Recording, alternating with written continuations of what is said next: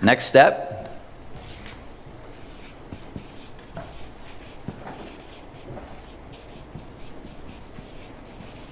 Organization.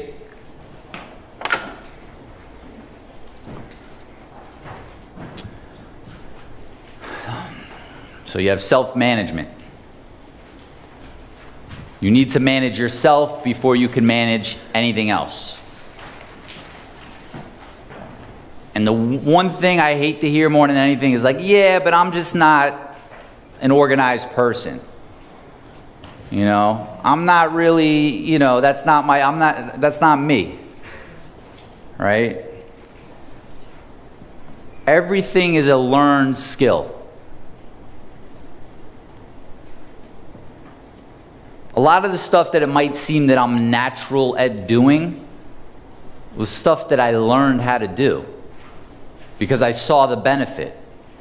The only way you're gonna want to learn how to do something is because you see the result that it might get you. Self-management, the result is your life just flows smooth, right? Instead of just like rolling out of bed every day and be like, all right, life, connect your cords to me and just pull me where you want me to go all day. Send me here, send me there. Showing up to your office, like, what's going on? Everything good? Oh, we got a problem over here? Let me come over here. All right. Go check my emails. Oh, I'm going to do this. Oh, I'm going to run off on this, handle this email. Email, your inbox is a nice, neat, organized place for other people's agendas, not your agenda. Not what's important to you. Okay? It's a trap. A lot of people get stuck in that trap and feel that they're being productive. We're going to talk about it a little bit more. All right? First thing you need to do is you need to plan your day. Whether you do it the night before, whether you do it in the morning, you need to take some time and plan your day and think it through. This is hard for a lot of go-getters to do.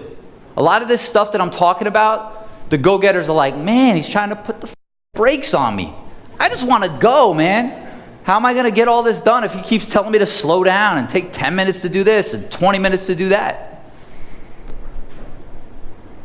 If you need to chop a tree down and you just keep swinging the axe at it and you never take time to stop, sharpen the saw, okay? It's going to take you a long time to chop that tree down and you're going to be exhausted. Twice as many swings at that tree. You need to take the time to prepare a little bit. All right, so what I do, every morning, I set my timer on my phone for 20 minutes. Get a sheet of paper, a journal, kind of like the ones you guys have there. All right, go in, top of the sheet, projects. What are the current main projects that I'm working on right now? The main things that are really moving the needle forward. All this week it's been seminar. Okay? What do I need to do to move this forward? Right? So you write down your major projects that you're working on, and you might know what they all are. But every morning it allows you to get clear on them. Okay? Then I go down a few lines because I might still think of something in that area and I want to go back to it. I'll go down a few lines and put people. What people do I need to reach out to? And what people am I waiting to hear from? Okay? The racing in your mind that goes on all the time, where you're like, oh, I gotta think of that, I gotta think of that, I gotta think of that.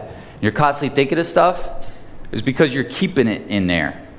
If you get it out, it'll stop racing so much. If you have a system of a place where you could put things except in your mind, it'll stop racing so much.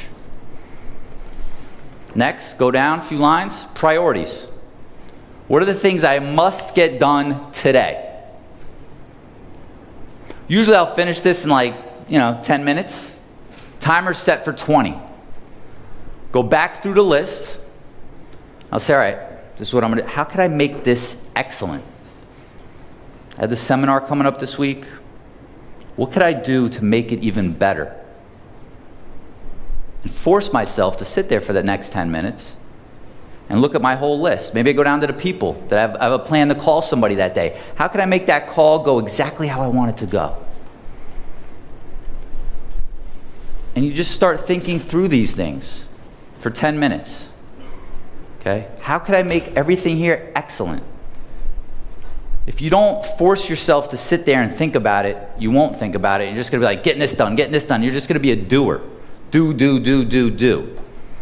Take the time. Think it through. Plan your day. Know what you're doing. Real simple. All right? I also do a weekly review. Take a look at everything from the past week. And I've toyed around with different times. Friday afternoon, Saturday morning, Sunday night. Currently, I do Sunday night. All right? So at the end of the day, Friday, you're like, all right, I just want to get to the weekend. Relax, chill. Sunday, chill. Sunday night, before I'm getting ready to re-engage with the week again on Monday, I do a review. Take a look at what my last week looked like. Look at my calendar. See if there's anything that I forgot. Maybe people I need to follow up with from appointments that I had. I look at all my notes that I keep in my journal, or my notes that I keep in Evernote. I do both. Okay? See if there's anything that I need to follow up with. File those notes so that they're all put away electronically. And then start thinking through, well, then I review my goals, right? So the same way we had that, that's your vision that we went through. Take those same 7 categories and create goals for them. Create 1-year goals in those same 7 categories, okay? That was your vision, which hopefully you set it big enough that a year might not be enough time to get it, but set 1-year goals there too. So I'll review that so that I make sure what I'm working on is bringing me towards that, right? Sometimes you get lost in projects that are like really bullshit. Like when you back up and you look at the big picture of what you really want, what you're really trying to get to, you're like, why am I wasting time on this? And then I think through what I want my next week to be like. What do I need to do? Is there stuff on my calendar that needs to be moved, right? Are there people that I have a meeting with that I need to spend some time to prepare for them, that I need to kind of block out some time? And then you create block time. So block time is basically, imagine your calendar, your electronic calendar on your computer. You going in and saying, you know what? Every Monday from 8 a.m. to 10 a.m., I'm working on all things sales. That's just my time to do that. Okay? Maybe Thursdays at, 9 to 11, that's your marketing block. Let me explain why this is so powerful.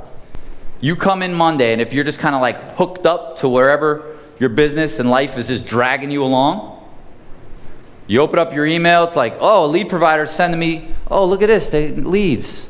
Oh, my Yelp rep, wants me to, spend more money. Oh, let me kind of do what everybody else wants me to do, like a friggin' puppet, right? No, you go, hey, it's all right. That's marketing stuff. I'm going to deal with that Thursday between 9 and 11. Because today, Monday, I have an agenda that's my agenda. Not everybody else's agenda and what's important to them. You know what's important to yourself. You know what's important to your mission. That's what needs to be focused on. So any area that requires your time and attention should be blocked out on the calendar. 1 to 4 hour blocks. Okay? You have a block on the calendar for reviewing your P&L once a month, right? Anything that's important, you want to block that out. And you always want to organize and execute around your priorities. Ask yourself, am I organizing and executing around priorities? Or am I just getting the low? We talked yesterday about people love to check off a checklist. That's all of us. We all love that feeling when we could go, check, done. But is your life progressing? Is your business progressing? Because you checked off a bunch of meaningless stuff. It feels good. You might get a little dopamine rush in the head, but it's not moving you in the direction of your goals and your dreams. hope you enjoyed that episode. Make sure you subscribe to the new Moving Mastery podcast. It's available on iTunes right now, and it's the exclusive place where I share proven strategies and processes on how to reach higher levels of success in your moving business. Every week, I share valuable insights, stories, and expert interviews with takeaways you can implement in your business right away. You'll get a behind-the-scenes look and tactical training from my seminars and online training programs on how to improve each area of your moving business.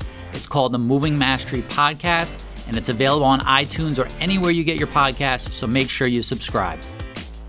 And if you're ready to take your moving company to the next level, make sure you check out my brand new on-demand training on how to consistently book more high-paying moves all year long. It's called the 6 Stages of a Moving Company Sales Machine, and you can access it right now for free at lewismassaro.com/6 stages. In this training, you'll learn the steps you need to take to increase your sales with a smooth running, consistent process. This is the same process I use in my moving companies to book 12,000 moves a year, and now I'm training you on how to implement it in your moving company for free. It's available now at lewismassaro.com/6 stages. Before you go, make sure you subscribe to my channel. It really helps support me and the channel and enables me to keep putting out new videos for you. I'd really appreciate it. By subscribing, you'll also get a notification every time I release new training, so make sure you hit subscribe.